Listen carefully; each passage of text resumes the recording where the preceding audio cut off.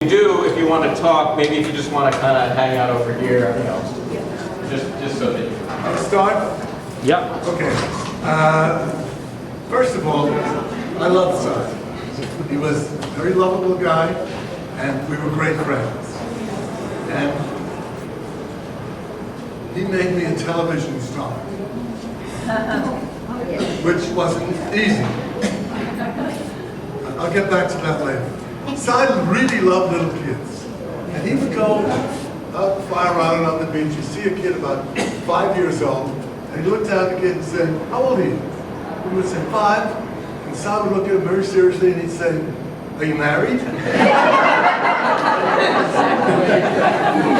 kids would give the craziest answers. Some would say, "Not yet."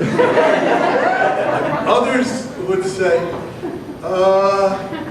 should I be?" And they were all confused.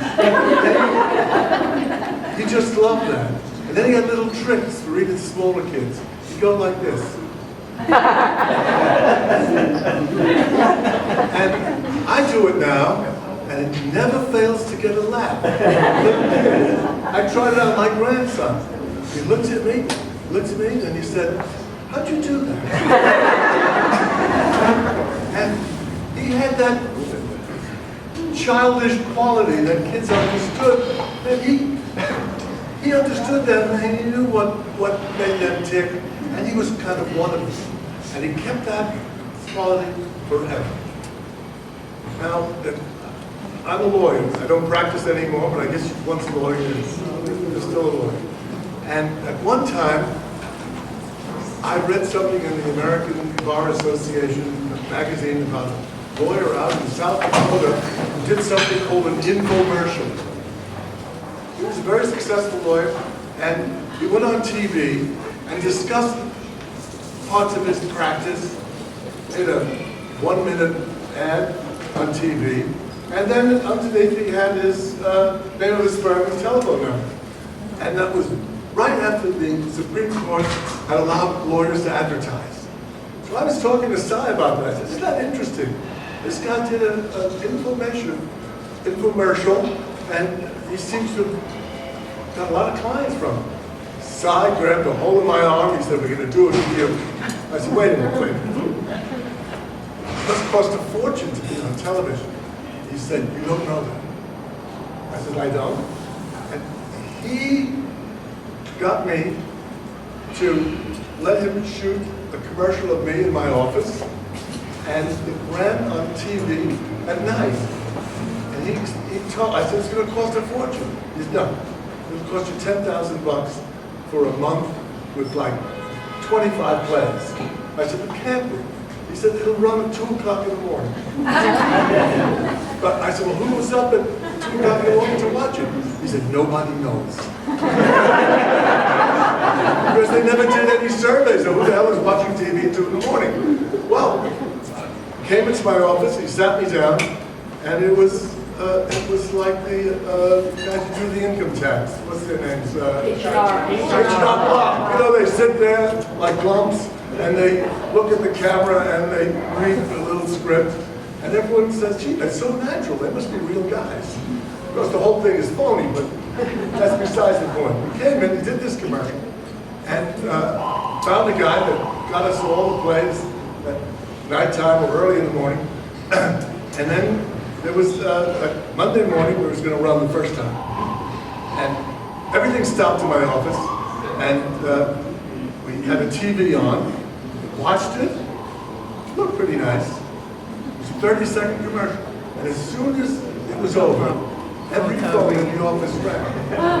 It was unbelievable. It went on like at 8:30 in the morning. Who the hell is watching it? And he's the lawyer at 8:30 in the morning. I don't know, but Simon. And we had such fun with that. It was hilarious. And people would stop me on the streets. "I saw you on television." And I had a partner at that time.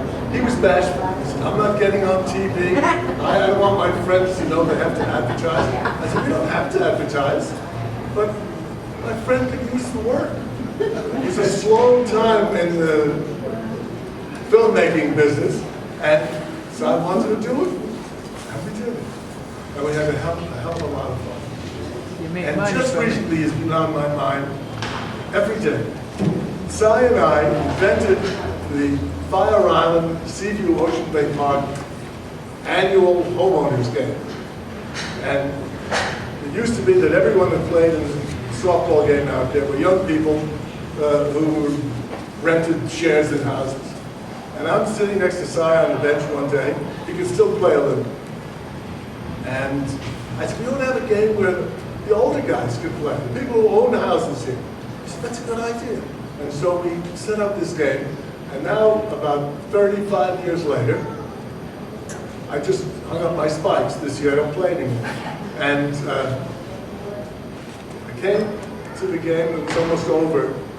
And two guys were practically having a fist fight. One wanted to play first base, the other wouldn't let him. And they were arguing, screaming.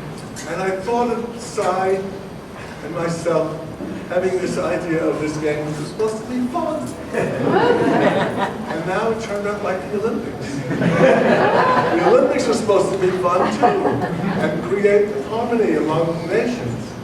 Didn't turn out that. But we were very well intentioned, and we had a lot of fun. And I told Cy we're both going to play in that game. So he said, I can't play. And I remember this phrase he used. He said, my legs have turned to lead. I said, well, lead shred. You got to run a little bit. You got to play. And we played. We had a load of fun. And that's my best memory of him was having a good time. That's what he did best. You did.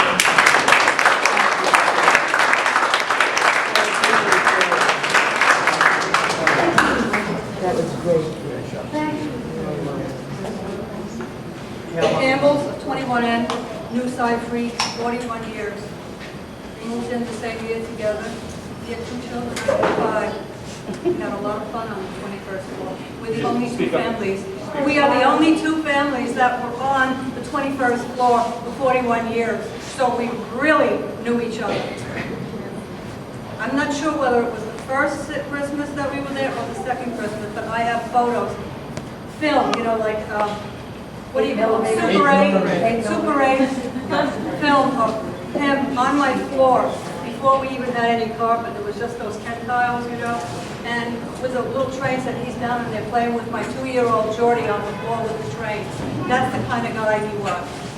The second Christmas, and I've shown a number of people the card he sent us. He made it by hand, very clever.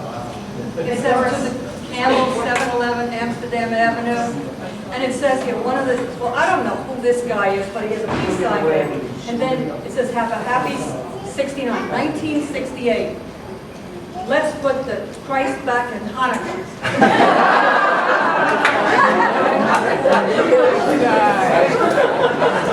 There was one thing that he always said to my kids. If they met him in the hallway, they were a little bit nervous. He'd always want to shake hands, not what they were. And once he grabbed their hands, he'd say, that was your big mistake. Deal up.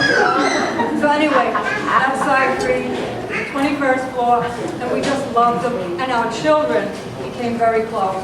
I don't know about Jerry so much, but Laura and my Penny, like this. To this day. Okay.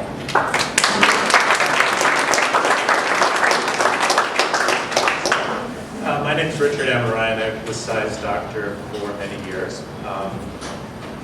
Cy asked on his message to be brief, and for the number of years that I've known him, I guess that's sort of part that I'll try.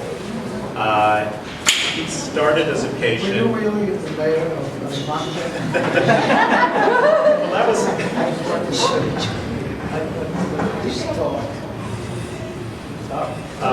That's okay. I thought it was don't matter the time. Good.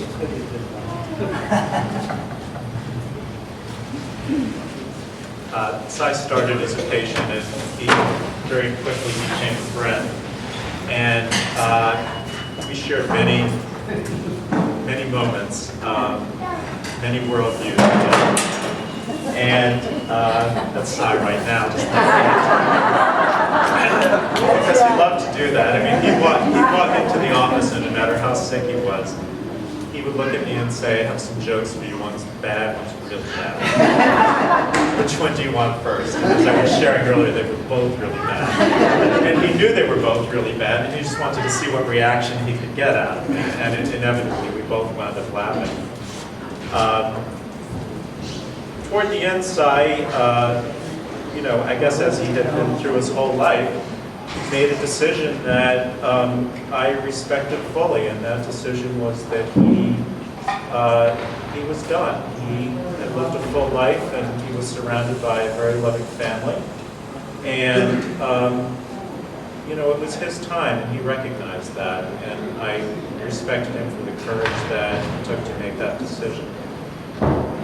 When I had my last conversation with him, we again shared many recollections that I'll keep with me forever. And at the very end, he said, "Jerry's a good boy. You've got to go visit him out in Montclair." And Jerry is a very good boy, and a very good son. And Cy was incredibly proud of his wife and his children and his grandchildren. And I saw pictures over the years from when they were very small until they were where they are now. And always not one to boast, but managed to tell me everything that they were doing, and I know how proud that he was of them. So it was a privilege to be Cy's doctor, and I know it was a privilege to be his friend by the things that people said today. So much experience with him. What's your specialty? I'm a general doc. Internal medicine. Internist?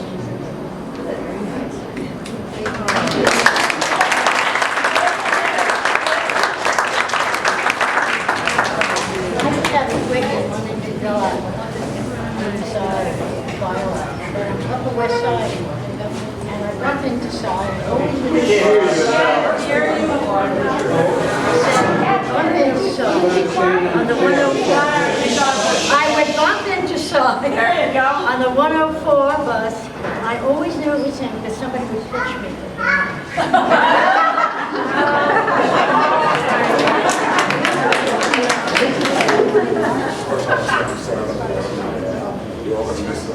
I love seeing him Louder, please. I love seeing him in the mornings on my way to work. And that's why I'm speaking now, because every morning on my way to work, he would greet me with a joke or some humor and ask me, what I plan to do for the day, and I expressed what I plan to do.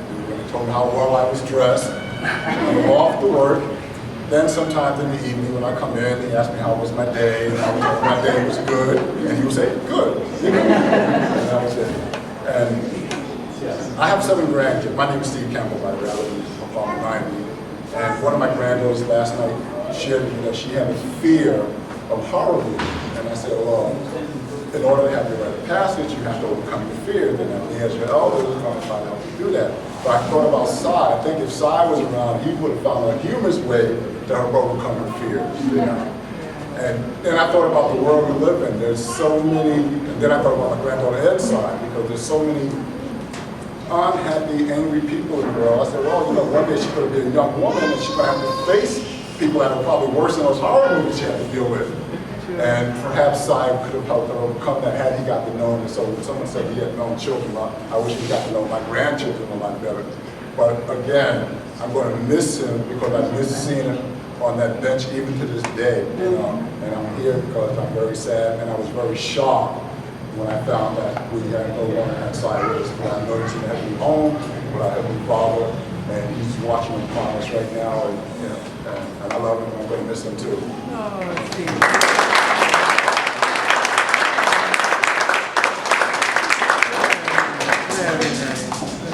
I'll do it, but I have to do it from my seat. As long as I've got a you big, loud. loud voice. I have a big, loud voice. I can stand up. I think I'm probably Cy's oldest friend. I'm old in every way, but I think I was his oldest friend. Hiya, I can talk louder. And I met Cy when we both worked for the welfare department. And when I met him, I thought, my God, this is an insane guy. I mean, we've got to be friends. And I think that I can't, every time I think, isn't it easy to be a woman and have a man as a friend? All I have to think about is Cy, because Cy was a friend. I mean, as a man, he was a friend, and we were friends for years and years. We shared the first house on Fire Island together. There was Rosebud, there were, Mill-Free, where's Mill? Mill Court, a bathtub full of crabs. And we put she was there during the week and we came out on the weekend, and there was that bathtub full of crabs. And Al Cap was there. You know how long ago this was? Al Cap. If nobody knows who Al Cap is. So anyway, Al Cap was there and he horned in and he began to eat all these crabs with us. We ate them on the wooden tables with paper, newspaper, and hammers. And I just remember something. I don't even know.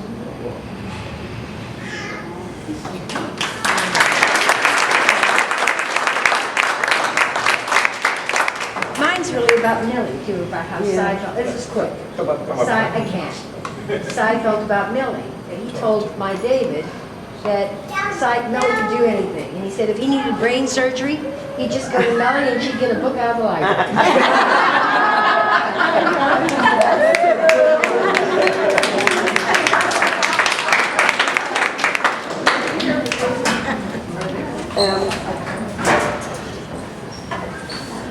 I sat here wondering whether he knew how many people had returned his feeling, his loving feelings, because he really reached out to so many people. And my little, from the time she was 3 years old, she would come to the nursery and he made friends with her. She's a shy little girl, you know. She's not going to talk to anybody. He goes there and talks to her, and he says, very sternly, he says, "You come over here." She goes. She doesn't say hello to anybody, right? But she goes to Cy, and Cy picks her arms up. He says, "You gotta be loose as a goose." And so he played loosey-goosey with her. Okay, we're gonna play loosey-goosey. And picks her arms up and no, you don't have it yet, you know. And he gets her to really relax and be, you know, comfortable. So this was Cy from the mailman who came and visited him in the nursing home, who came and told me he was heartbroken about something. So he reached a lot of people. It's a wonderful quality.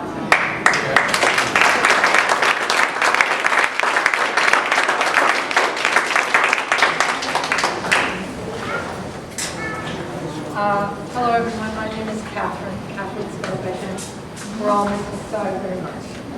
I feel like I'm holding a little piece of it right here. I knew Cy, first of all, through the Avant-Garde Festival of New York. And as an artist, I worked with Charlotte Norman, and I was going to help with the festival. Every artist who was available would help if you knew anything about how the festival worked. Everybody got pulled in to help in Charlotte and Frank, alleging her husband. So I was sent down to 57th Street to help folding the posters, and that happened to be Cy's office. And he was so warm and so welcoming, and come to find out, Cy was the person who would help Charlotte and Frank when it came to the point where they had to meet with the officials of the city to arrange, the Port Authority, to arrange the Avant-Garde Festival of New York. And if there's anyone here who never went to a festival, every year they were in a different location of the city.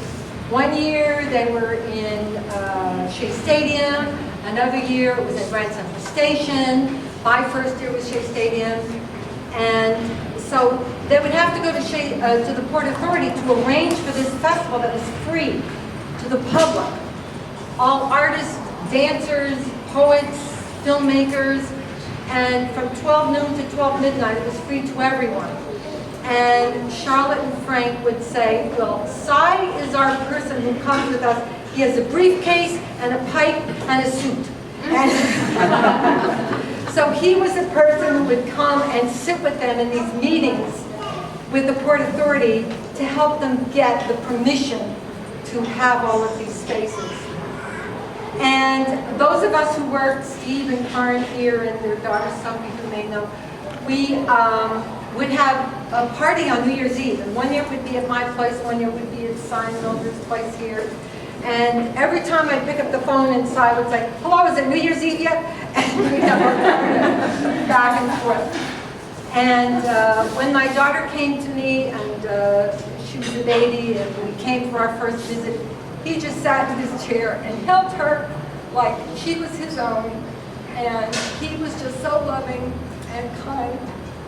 Anyway, I'm sorry, I'm going to cry.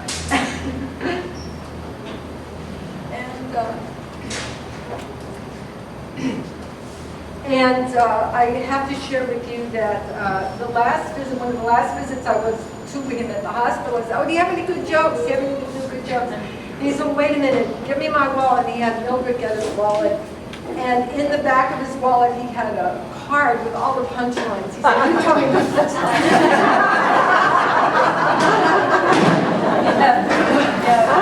And I'll tell you the joke. So see, he's right here with us. And anytime and every time we laugh and feel something very heartwarming about children and life, Cy will be with us. Thank you all.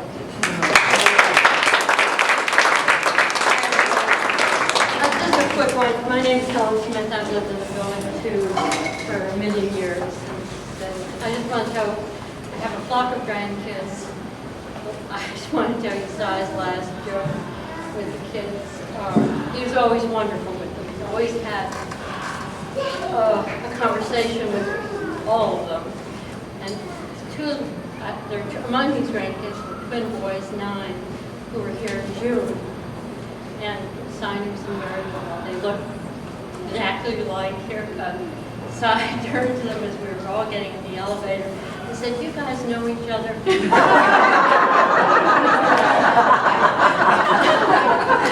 looked at him. What? There are at least 100 more jokes that he told a variety of kids. And it was always wonderful.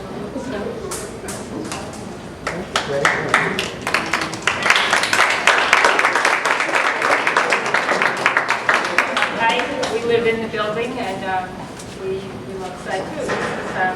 This is Isabel, Moira, Rachel. David. Rachel and Isabel were beneficiaries of the treasure chest. I think your children also had the treasure chest probably for many years. And every year he would give us a treasure chest for our birthday. Usually it was color coded. I have something left. This was Rachel, one of Rachel's things. It had a rock in it. Lots of rocks. Basically a whole lot of junk, but put together with love. A lot of love, and also you couldn't just open the present. Every item was carefully wrapped up, and you had to have the story that went with the present before you could open the present. So we had a long process, but it was beautifully done and beautifully arranged, and we really appreciated everything he did for them. And he was also my emergency child care. Sometimes somebody would be sick, and until the babysitter would get here at 10 o'clock, they would just stay on the couch at their house and have fun. So we love you both, Millie and Cy. We miss you. Oh, that's so nice.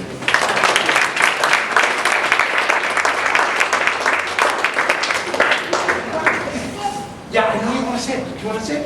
Okay, sit. I grew up in the building and moved back here 2 years ago. And Cy was a big part of reminding me that this building is a community. Eleanor was born on the 18th floor of this building almost 2 years ago. And the fact that Cy would welcome her by name every time he saw her was something that spoke to what I love about this building and love about this community. And the reason why, even though Eleanor would rather be sitting and would rather be off wandering, the reason why I brought her up is that I wanted to introduce her to you all so that the next time you see her in the lobby or in the elevator, you can say hi to Eleanor. Because I think she misses that. And my older daughter, Casey, is shy and hanging out in the back somewhere. Mama's coming. Oh, there's Casey. And you can say hi to her too. But I asked Casey what her favorite thing about Cy was, because she didn't want to come up and she didn't want to talk. And I said, well, what was your favorite thing? And she said, you would make funny faces at us in the window of our school. And so there's a whole group of people who mostly aren't here, the River Park kids, who he had a big effect on their lives as well. And if I had coached Casey, I couldn't have come up with a better thing for her to say, to have me say today, because that was a big deal for the kids at River Park, and it was a big deal for Cy as well. And I'm really glad that they both had that. Okay, Elvis, come on, let's go.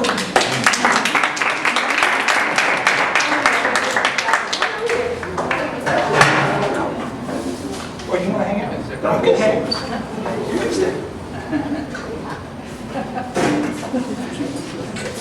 Hi, my name is Greg Hunt, and I grew up with Jerry Moore and Cy Mill and Fire Island. And just a couple of quick little stories. When I was about 5 or 6, I was actually blonde. And as a blonde kid, Cy felt that I looked less Jewish than the other kids. As a result of that, he used to refer to me as the Catholic.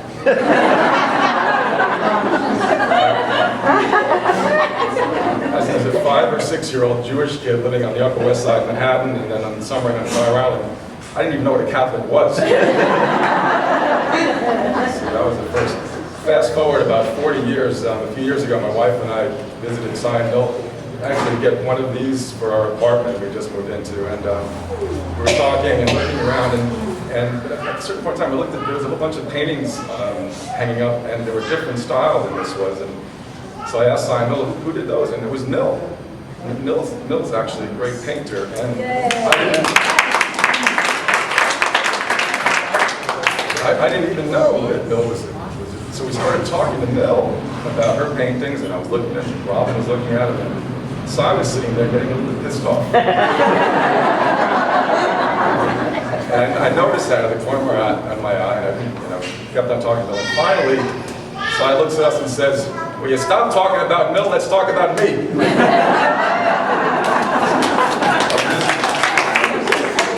One thing Fred Newman said earlier that Cy used to go up to little kids and say, are you married yet? I do that also.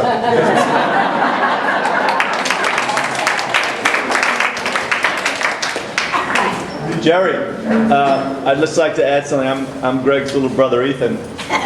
And the second question, does anybody know the second question that Cy would ask those kids after, are you married? No. Jerry? Maura? He would ask them, do you smoke cigars? and I say that to every little kid I see.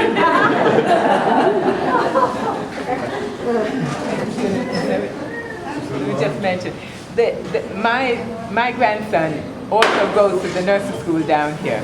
So first time, Here just so people can hear that.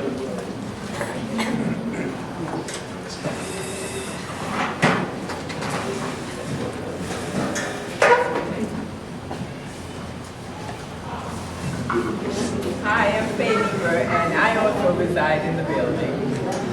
My 4-year-old grandson goes to the school here. So at the time, he's now 5, but at the time when he was asked by Cy, are you married? He looked up at Cy and said, Cy, I'm only 4 years old. But I will say he looked forward to seeing Cy in the morning.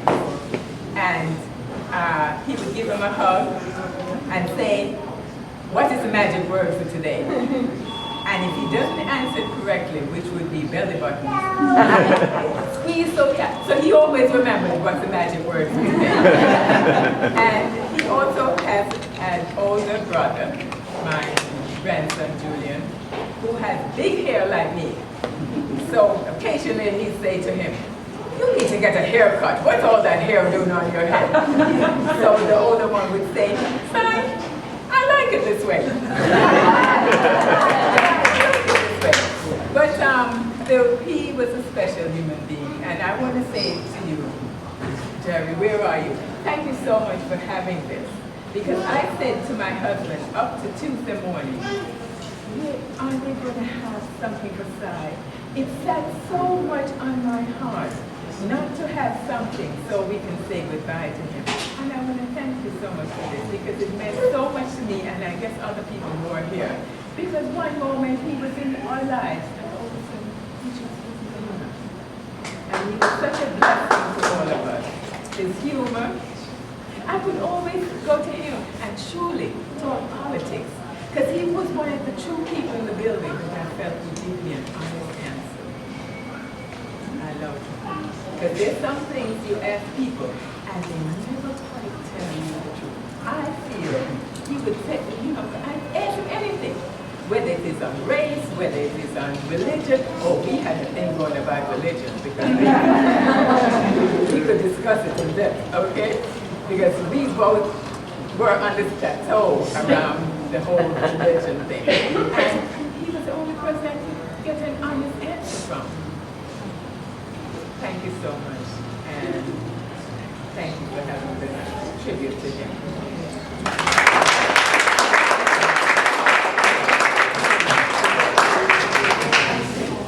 My name is Larry Fader. I'm one of those who's been in the building since the beginning. And for me, more than almost anything else, is that when I would go to work, which was usually after most people had gone to work, Cy would look at what I was carrying, he'd say, that's a viola. And I think for 35, 40 years, whatever it was that we're here, I would say to him, look at him with a straight face, no, it's pronounced viola.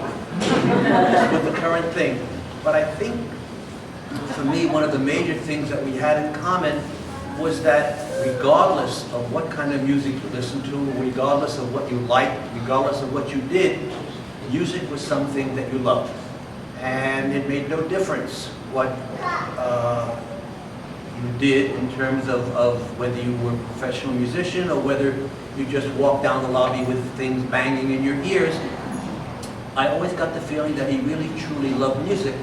And if there were anything aligned, especially from a Broadway show or something like that, and I love Broadway shows, but I come up with lines every once in a while, or a word from a show, and I'll think about it for a day or 2 days, and then walk down the lobby, and I will see him sitting there and say, Cy, what is this from? Blah. And he will say, oh, that's from that, written by so-and-so and so-and-so.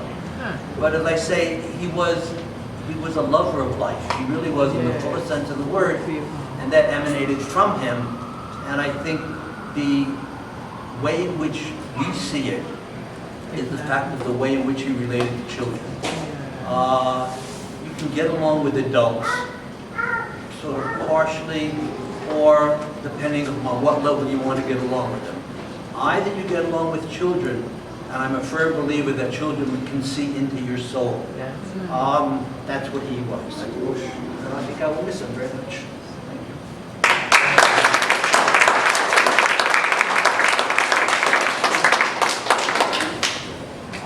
Hi, I'm Marina, and I'm actually second generation in this building. My parents knew Cy.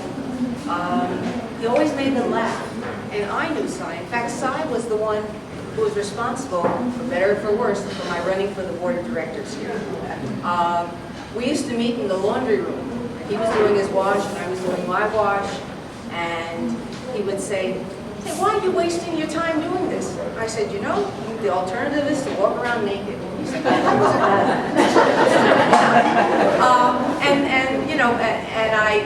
and what Cy became was my campaign manager 6.5 years ago. and I'm still on the board.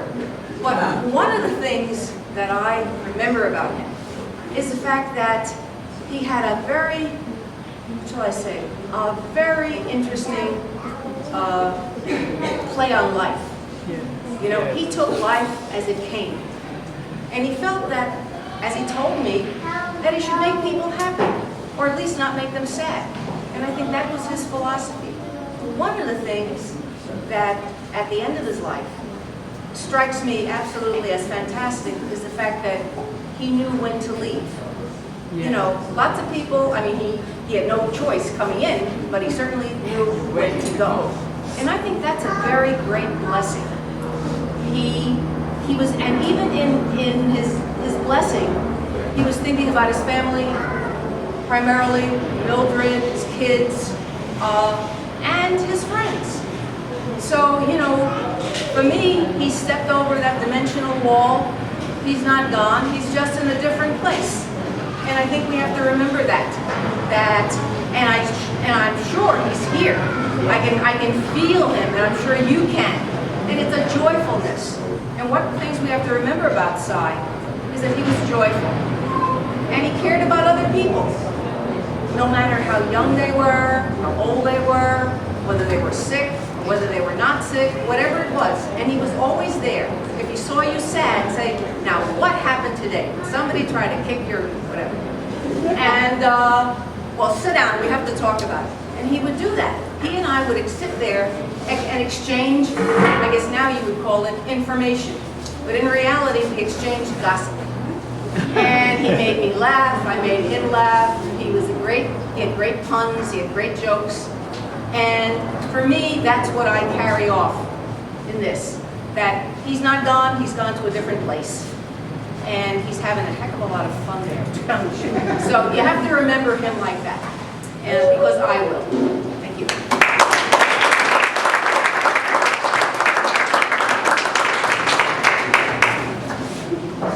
I'm Peter Kolish, that's my wife Ann, 15B. We've been here since 1967.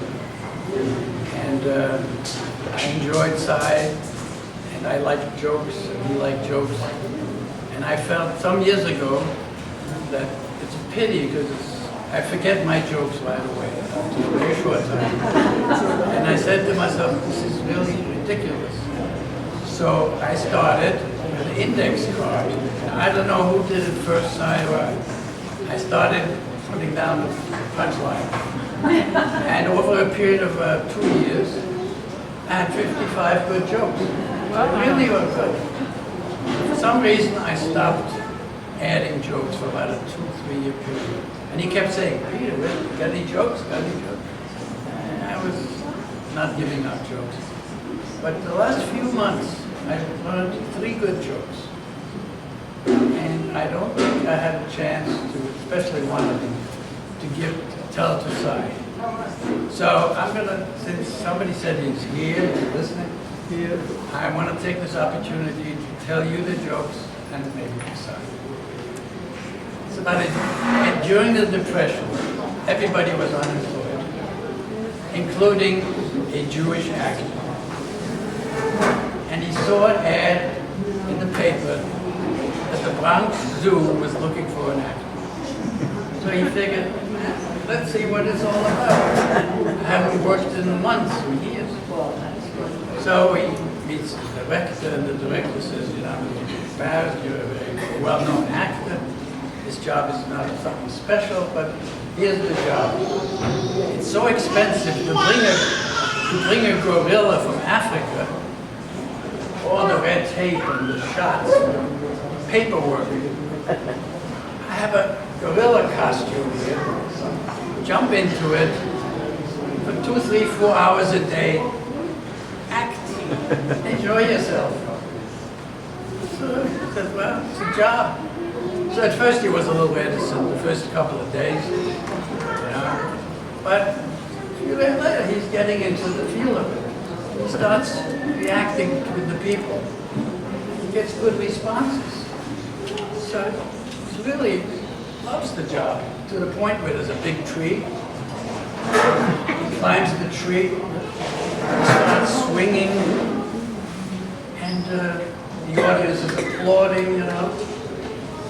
He's on stage. So one day, we lost control, and it's a very high tree, and he falls down, and right into the lion's cage. So on his way down, he said the Hebrew prayer for the dead, real loud. Who knows it? Yishkadal, anyway, whatever it is, he says, the lion looks up, sees this coming down, praying Hebrew. He completes the prayer. No. Luckily, the gorilla falls into a bush, and he doesn't hurt himself. And as he goes into the lion's cage, the tiger in the cage next door says, "Stop talking or we'll all lose our jobs."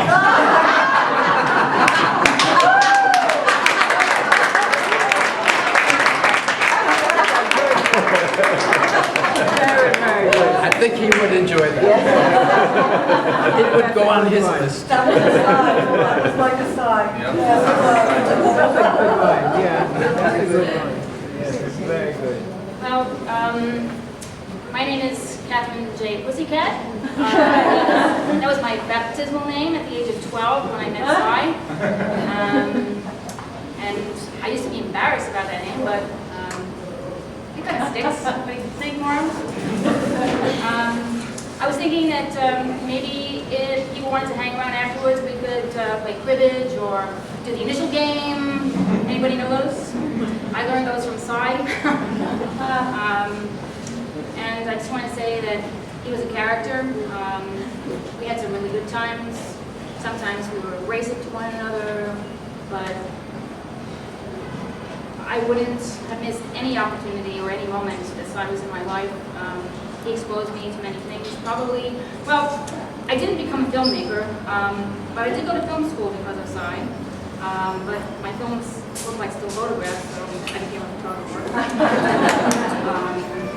And I just really enjoyed this afternoon listening to all the memories, and that's it.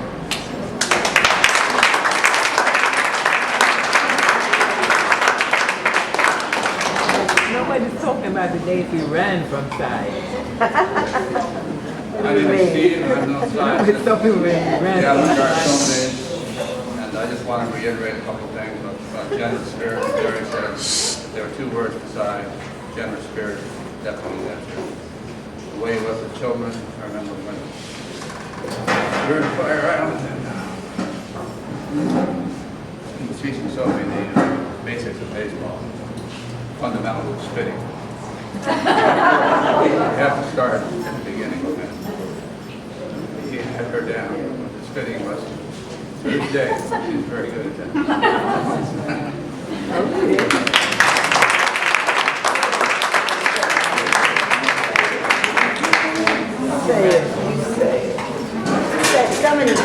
I know I spoke already, but something I wanted to say that I didn't say before is that if you haven't had a chance to really take a look at these faces, you'll see that there are no two that are anything alike.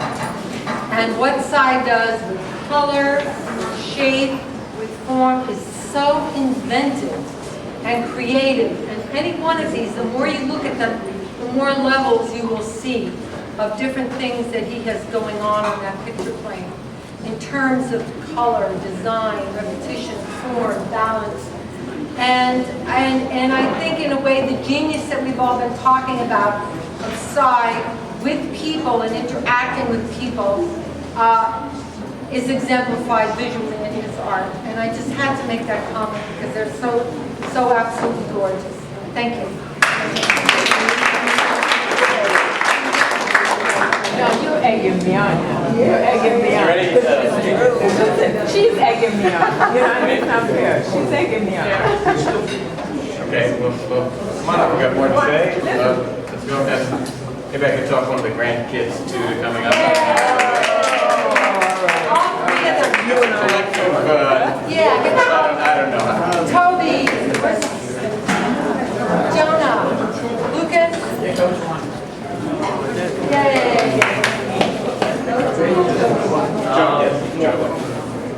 I don't have a lot to say, but I'll keep it brief. But he was obviously a people person, and I'll just remember him for, among everything else, all those little games that you play. Is that a face? Is that a face? Or I don't know, that someone did it before the nose. Whatever. But I really think the way that he influenced my childhood and being around him a lot has had a profound effect on me, my brothers, my family, and everyone here. That's really nice.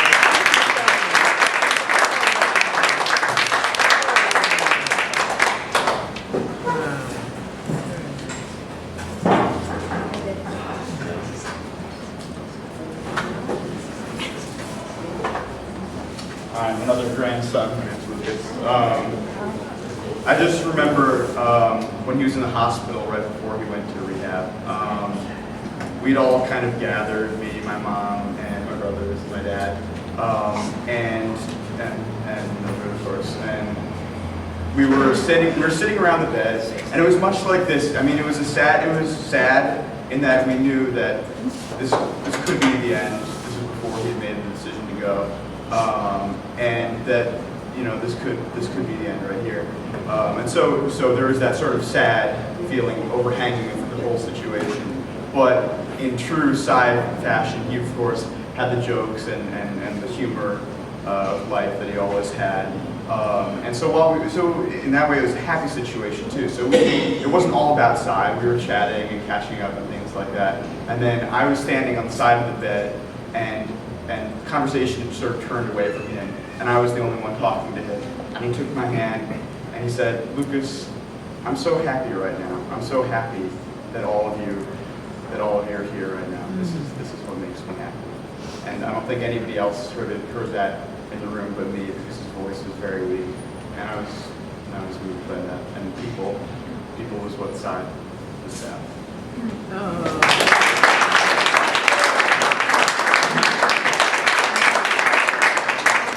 Thanks for sharing that. Thank you. I have one story to tell about Cy. We were old friends, and we were at an auction. And at one point of the auction, there was a box, and you could not see what was inside that box. Could be gold, could be anything. And so the bidding took place. Cy was very curious about that box. And so he bid, I think it was $35 for that box. And he won the box. So we got home and we looked at the box. We opened the box and there were a bunch of used Christmas cards. There was one particularly ugly card, signed by Mary Catherine. The next Christmas, I received it.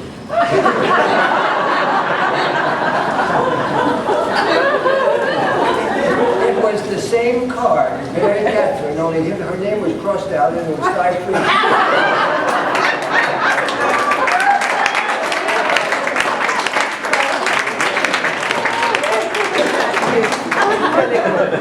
Thank you so much. Just one story that I remember. Why should you introduce yourself? Alright, yeah, I'm Jonah. I'm the third grade son. And this was like, I guess, a month before I went to the hospital. And we were sitting on the porch of our house and we were talking, I guess, about punchlines, jokes. And there's this bird that kept on flying around and landing in the trees. And it was making this really annoying sound. And So I just looks at the bird and he says, "God damn, that bird is really annoying. Go get me a deck of cards." I said, I don't know why you want to get a deck of cards, but I went and got a deck of cards. And he takes the deck and just starts throwing the cards at the bird, aiming at the branch it was on. And he gets very close and he starts flying away to another branch. And eventually he hits the branch that it's sitting on. It's a very, very forceful throw, I guess, and it flew away and it didn't bother us anymore. And then I look back maybe like a week later, and there were like about 50 cards just scattered around my like the soil in our garden, and I'm pretty sure those are still there.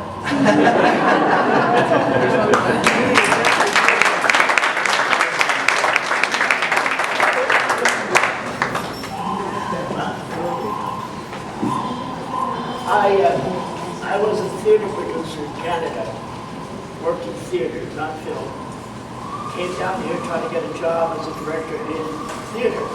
Couldn't get one, but I did get a job with Muscular Dystrophy Associations and Jerry Lewis.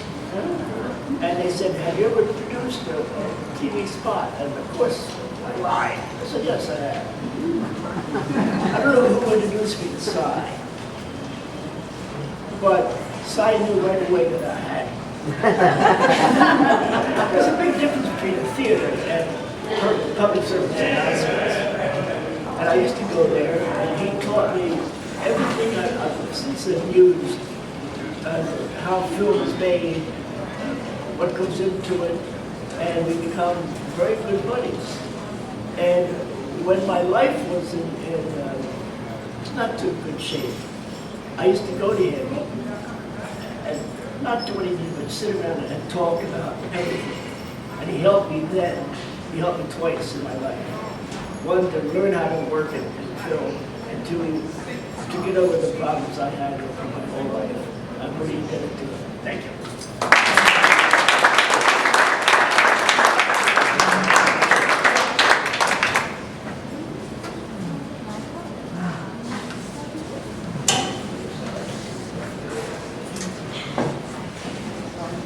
When we're done here, I have a video, or at least a film that I'll run also, which some of you are in actually. I don't know if you have it. Actually, there are a couple of films, but one of them is the film Harold Krieger's film. Oh, Anyway. Come back with a look. Oh, I mean, no, that was. No. Anyway, I'm just saying I'll run that after we're finished. Just so, there's also Out of Sight, which is a film made out of a lot of these drawings that you see around. Well, I am Nima, and I'm sort of a newcomer here. I've lived in this building for about 2 years, and no one introduced me to Cy. I finally asked the doorman one day, "Who is this man that's always sitting in the line next to your podium?"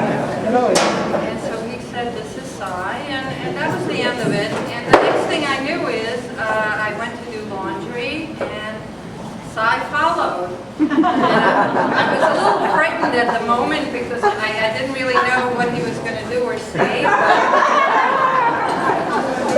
He just sat down and started reading one of the magazines that were there, and I was taking my laundry out, and he sort of said, "Well, you know, I can fold for $6 a load." So I said, "Sorry, Cy, I don't have any money on me. I just did the laundry." He said, "That's okay, I can do it anyway." So from then on, he was always in the laundry room when I did my laundry, and I'm sort of going to really, really miss him. And I had no idea that he was such a wonderful artist, because I'm an artist myself, and I can really appreciate the detail and the beauty in all of these. They're just fantastic. Thank you.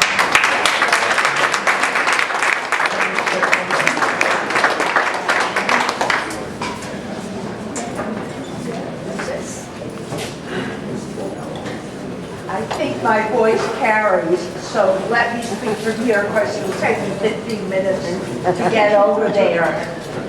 I just want to say that as I listened, there's nobody who's shy. There's nobody who doesn't want to give something to the family and to the friends about Cy.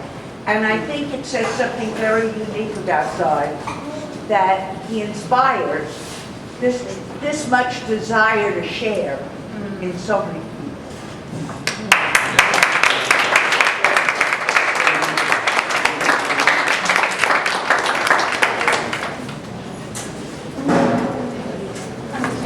Just passing through. Does anyone else want to say anything? I just want to say I really love Cy too. When I was really little, he was great friends with my dad. He was also an artist and an editor and kind of a kook. And he reminded me a little bit of my dad. And my dad passed away a long time ago, but when I saw Cy recently, and I could see, really could see my dad and me, and we had a really nice talk. And he always made me laugh. And I remember at Joyce and Irwin's 40th anniversary party, I think it was 40th wedding anniversary, very nice fancy affair, and everyone got up and made one beautiful movie speech after another. And then Cy got up in front of the microphone and said, I don't know who these people are, but it's a lovely party, and they seem like a very nice couple.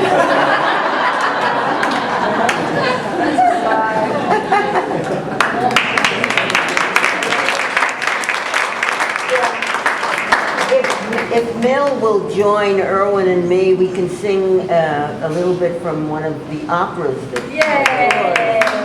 Mel, where are you? How are you, Bill? Oh, come on up, Greg. Come on. Oh. Let's sing. Where's Mel? He's over here. It's Bill. Where? All right, shall we begin? A mother sorry for her daughter, so she can go to the ball tonight. Mel. Mama sewing like she ought to. And that's all we remember?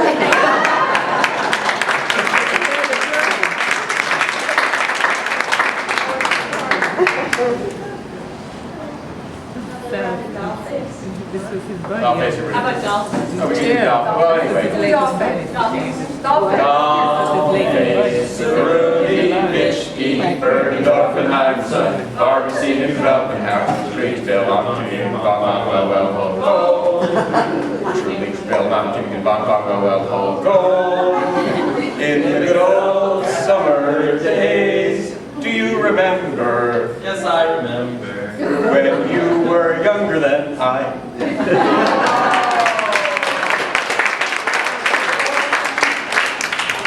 Lyrics and music by Cy Freed. All right. Well, I'm going to start this video. It's just some things. There's a couple of movies he made. There's other things I could, if anybody's interested, I can probably make copies of it later. But I'll just thank you everybody for coming. And,